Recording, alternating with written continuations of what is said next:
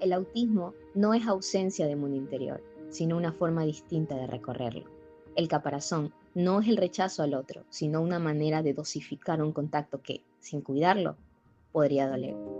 No hay nada vacío en el autismo, hay un mundo lleno, pero con entradas estrechas. Quien comprende el caparazón, comprende que el amor en este caso no se impone, se sincroniza. En Nadie en ningún lugar, Donna Williams ofrece un testimonio crudo y profundamente introspectivo de su vivencia autista, revelando una serie de conductas, reacciones sensoriales y defensas emocionales que configuran lo que desde el psicoanálisis se ha descrito como el caparazón autista. Esta figura no es simplemente una metáfora, sino una construcción defensiva, corporal y psíquica, a través de la cual el sujeto busca protegerse de un entorno vivido como invasivo, impredecible y hostil. Ya desde una observación sensorial, Williams describe cómo su cuerpo reaccionaba a los estímulos sonoros. Mi parpadeo a veces respondía al sonido. Cuando el tono de la voz de alguna persona me perturbaba, empezaba a parpadear. Del mismo modo, me ponía a subir y bajar el volumen del televisor, quebrando las voces. Me tapaba los oídos intermitentemente. Era como si mis sentidos solo funcionaran de gira coherente cuando me movía dentro de mi propio mundo, lo cual significaba dejar a los demás fuera de él. Aquí se manifiesta el caparazón autista como una respuesta activa al desborde perspectivo. Este tipo de hipersensibilidad auditiva remite a lo que Tustin denomina objetos autísticos, elementos repetitivos y autorreferenciales que el niño utiliza para autorregularse y mantener a raya lo que vivencia como una intrusión del mundo externo. En este caso, las conductas de parpadeo, manipulación del volumen y bloqueo auditivo no son simples tics, sino organizaciones defensivas que sostienen la coherencia del yo dentro de un mundo propio. Como lo expresa Franz Tustin, las sensaciones se experimentan como cosas, a falta de una simbolización que les dé forma. Las experiencias sensoriales crudas son convertidas en una especie de escudo. El caparazón también aparece como respuesta emocional frente a la irrupción del otro. En la segunda cita, Williams afirma: yo estaba segura que tenía sentimientos, pero que estos no parecían ser capaces de saltar la brecha que había en mi comunicación con la gente. Mi profesora trataba de acercarse, pero yo me armaba con una silla como un animal salvaje.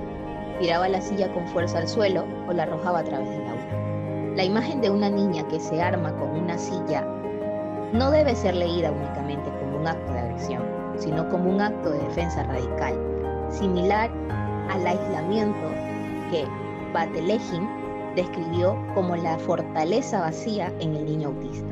El sujeto, ante la imposibilidad de elaborar afectivamente la presencia del otro, erige una barrera física, un caparazón conductual. Ante el impacto emocional que representa el vínculo, la dificultad para expresar sentimientos no implica ausencia de los mismos, sino una ruptura entre lo vivido internamente y su expresión simbólica hacia el exterior. En este sentido, el caparazón no solo protege del exceso sensorial o afectivo, sino también la incertidumbre del saber. En otra reflexión, Williams describe: si yo no sabía algo, fingía saberlo, o me convencía a mí misma de que no me importaba. Si tenía que hacer preguntas, era como si las hiciera en el aire.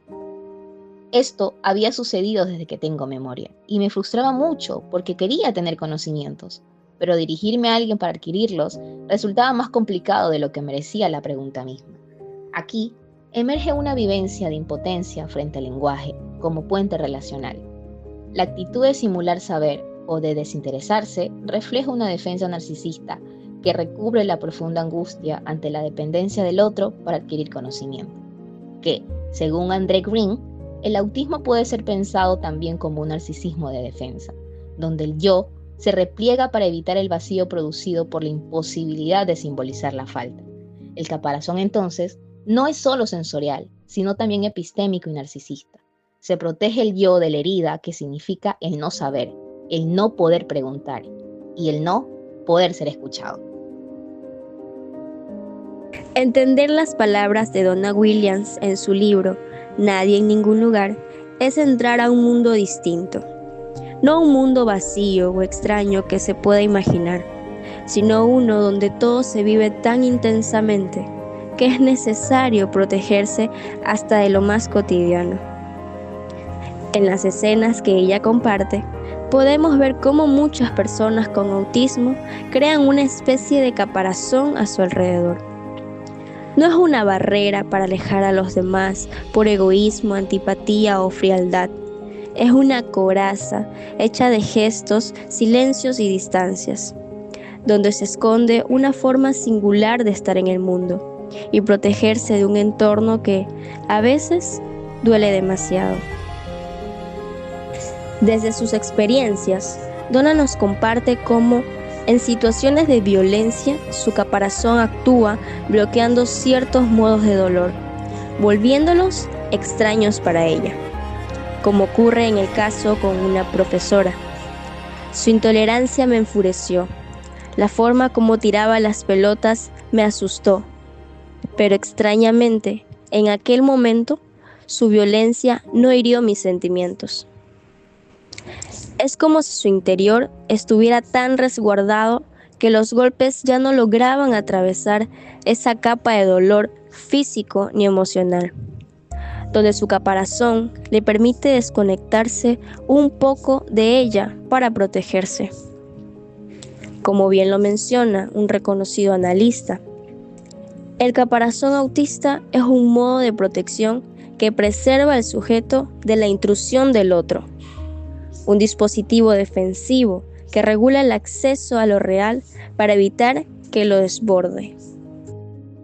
Otra de las muchas formas en que Donna vive su caparazón es a través de su manera de estar e interactuar con las personas del mundo, incluso con aquellas extrañas a su mundo.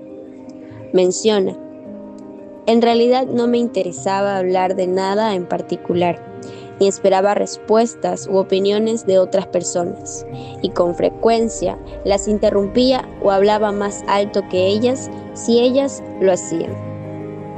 Podría parecer un acto de egoísmo, pero en realidad es su caparazón haciendo presencia.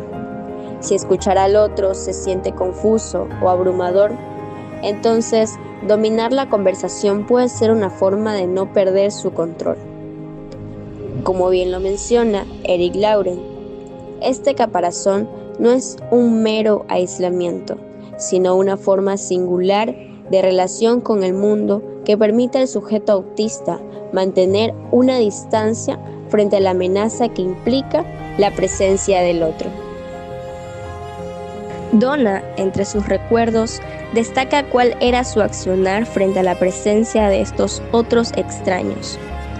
Dice: cuando alguien se me acercaba o me pedía cuentas, yo salía disparada como un rayo. Esta reacción física, inmediata y veloz, constituye un claro ejemplo del caparazón autista. Cualquier acercamiento que se perciba como una invasión es respondido con huida.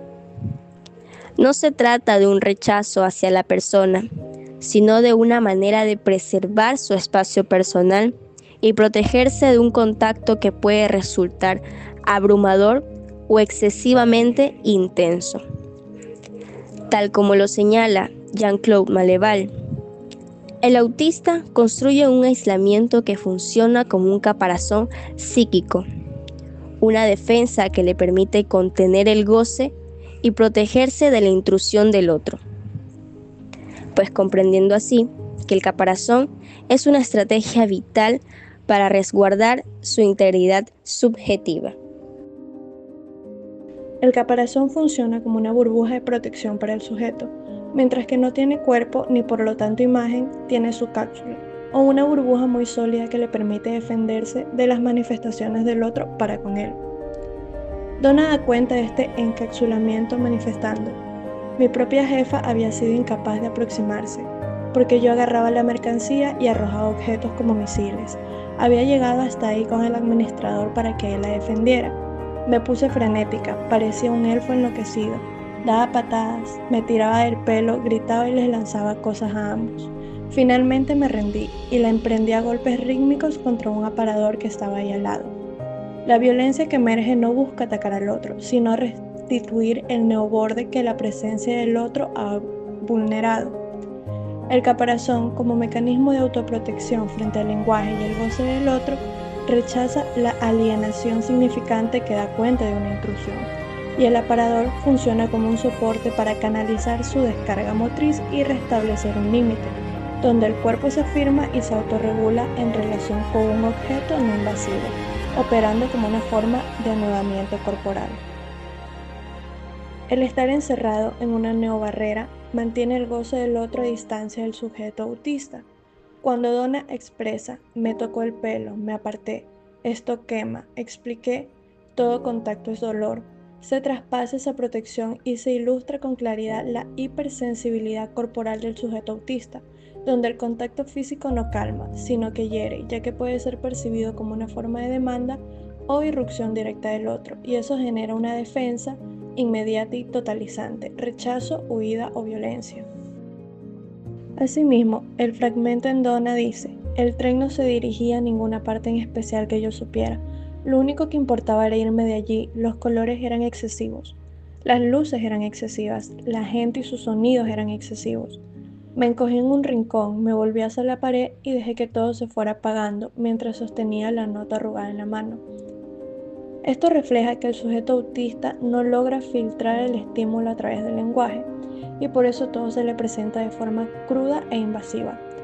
Eric Lauren describe este fenómeno como una inundación de goce que desregula al sujeto, quien necesita retirarse para sostener su encapsulamiento.